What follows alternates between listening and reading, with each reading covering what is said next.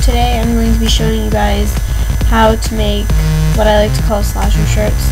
They're basically those shirts that you see people walking around in that are all cut up, and they're actually really easy to make.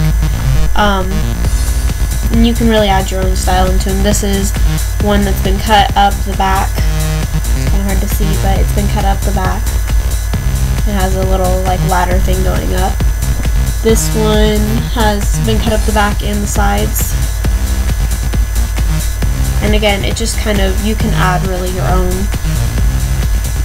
style to it once you get the basics down. This one's been cut up the sides with the ladder thing going on. So you can really make it your own way once you know the basics. So what you're going to need is a t-shirt, preferably one bigger than you, because then you don't have to worry, because it is going to get a little bit smaller just because of the way you stretch it and you cut it, and especially if you cut it and you tie it back together, then it's going to get a little bit smaller. So if it's bigger than you, then you really don't have to worry about it so much. This is the t-shirt that I'll be cutting up.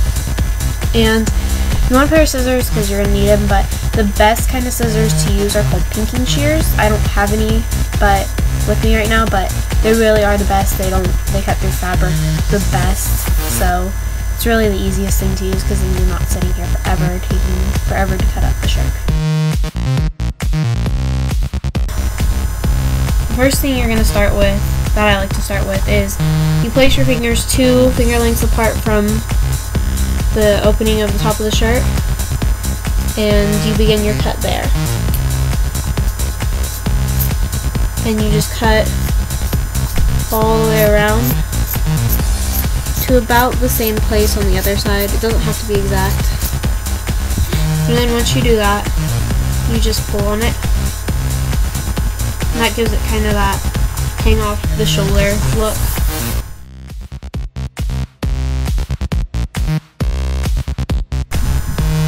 Next, you're going to want to do the exact kind of same thing with the sleeves.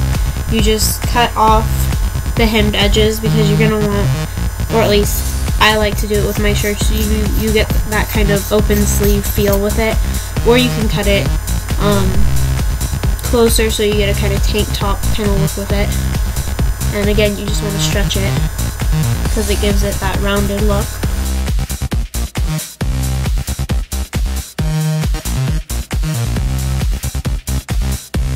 So that's how you started out. So it's even now it looks more like a conventional shirt than your regular t-shirt.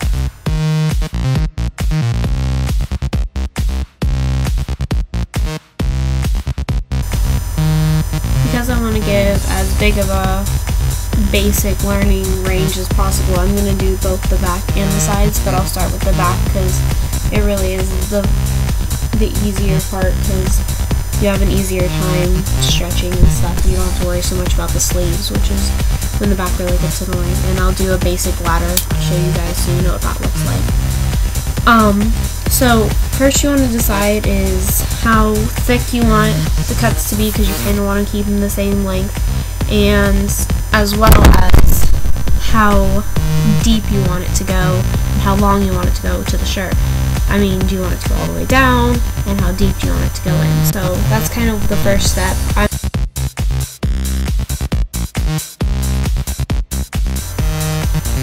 And you just want to kind of, like I'm doing them about a finger length apart. They don't have to be perfect though, because you're going to stretch them out, and that's going to give them, again, it's going to kind of take away from that raggedy look that they have when you first cut them, especially if you're using regular scissors like I am. And I'm just going to go like,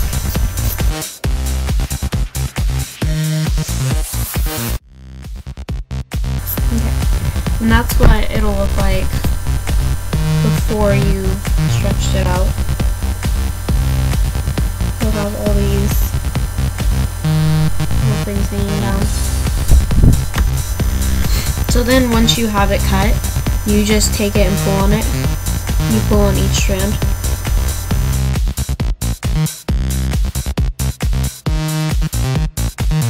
Then after you pull it, you get strands that look like that, which already looks way better than when we started. And that's what the back of the shirt looks like right now. Now, you could leave it like that, which looks cool, I guess, but you can also add things in, like this is called the ladder, and all you do is you take the second string, put it underneath the first string, and bring it back down. So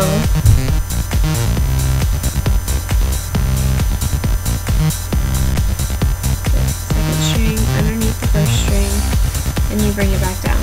And then you do the same thing with the third string. You take the third string and put it under the second string that just came down and pull it down. And you do that all the way down.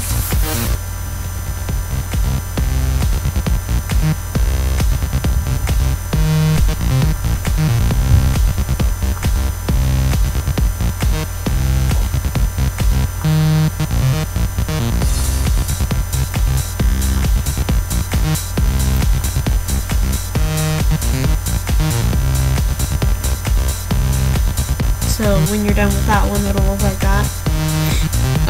You can also, instead of doing it like that, if you go back up to the top, when you take that first string and you bring it underneath, you take the second string, you bring it underneath and back over, instead of just keeping going with that, you can bring it over and then twist it, so it looks like that. So it has like a little loop thing in it. And then you bring the third string through it and twist it like that. And that gives it more of a braided look.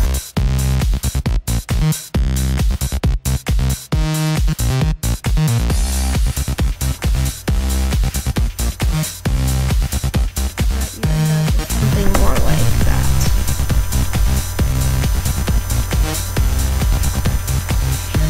Which is again called the braid.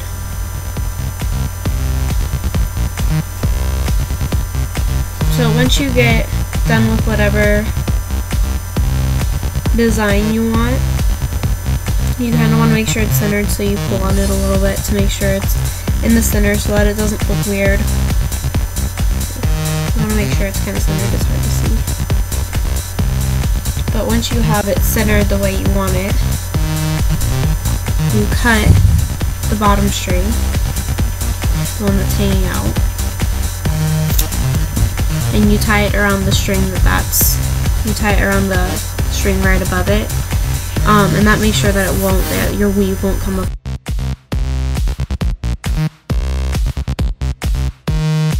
Just to make sure that it looks right, just cut off the excess string, and that's how the back of your shirt looks. That's how it looks after you get done doing the back. And again, once you kind of get this done, you can kind of really do it any way you want.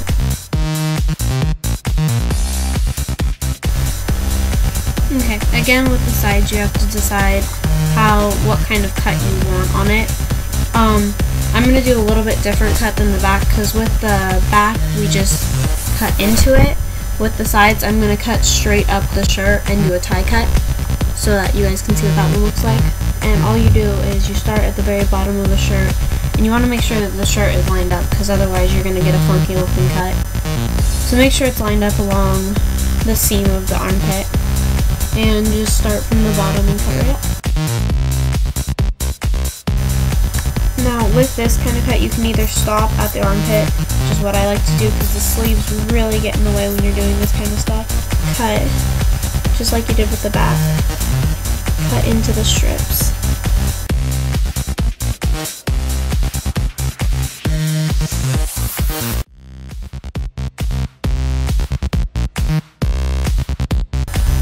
So now that you have that, you want to take each set of strings and just pull on them. It's going to be a little bit harder to pull on than the strings in the back, but and then after you pull on each one, tie it together.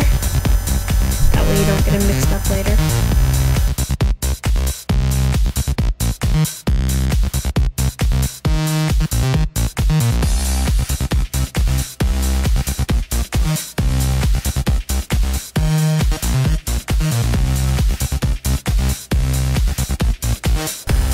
And then when you finally get down to the bottom with these two, It's a little bit harder to stretch these two out, and if you want, you can go ahead and just cut off the whole bottom, but I don't particularly like to do that with my shirts, so I just tie them. And you don't have to stretch these ones out because it doesn't really add to the look really, because nobody's really going to be pay attention to the very last one. It's just to make sure that, again, the fraying doesn't happen too much in the washing machine. So once you're done with all that, you want to go back through and cut off all the extra strings on each thing.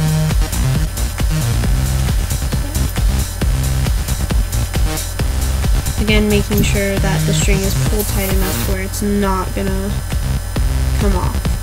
So pull on each one a little bit just to make sure. Or you can, you can leave the strings if you want to. I mean, it kind of depends on how you want it to look. You could leave it like this or like this. So when you're all done,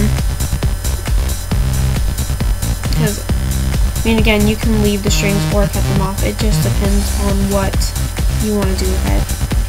So when you're all done, it's going to look something like this on the side.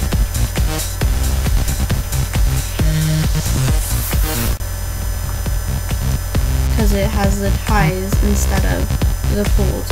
So you have the braided back and the side, and to finish your shirt you would just do the same thing to the other side, or you could do something like the back with the other side. You can also cut up these and do it like the back or like the sides.